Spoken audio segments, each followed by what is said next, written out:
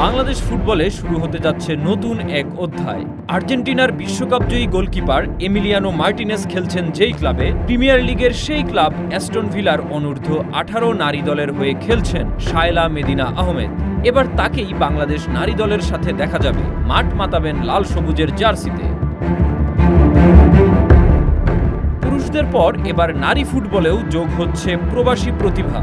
যুক্তরাজ্যে বেড়ে ওঠা তরুণ ফুটবলার শায়লা মেদিনা আহমেদ খেলেছেন ইংল্যান্ডের ক্লাব অ্যাস্টন ভিলার অনূর্ধ্ব 18 নারী দলে। তার দুর্দান্ত পারফরমেন্স ইতোমধ্যেই নজর কেড়েছে সবার। এখন তাকে দেখা যেতে পারে লাল সবুজের জার্সিতে।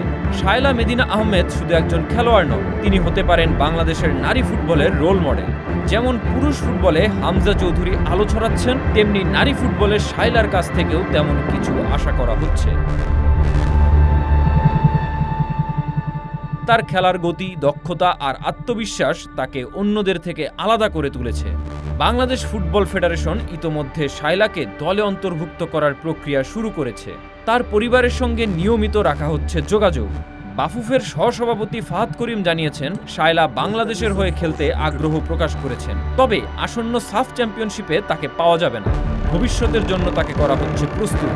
শায়লার আগমন শুধু একটি নতুন খেলোয়াড় যোগ হওয়া নয়, এটি হতে পারে বাংলাদেশের নারী ফুটবলে বড় পরিবর্তনের সূচনা। তার মাধ্যমে আরও অনেক প্রবাসী নারী ফুটবলার বাংলাদেশ দলে খেলতে আগ্রহী হতে পারেন। এতে দেশের ফুটবল আরও শক্তিশালী হবে।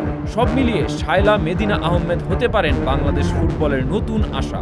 এখন শুধু সময়ের অপেক্ষা, কবে তিনি মাঠে নেমে লাল সবুজের স্বপ্নকে এগিয়ে নিয়ে যান।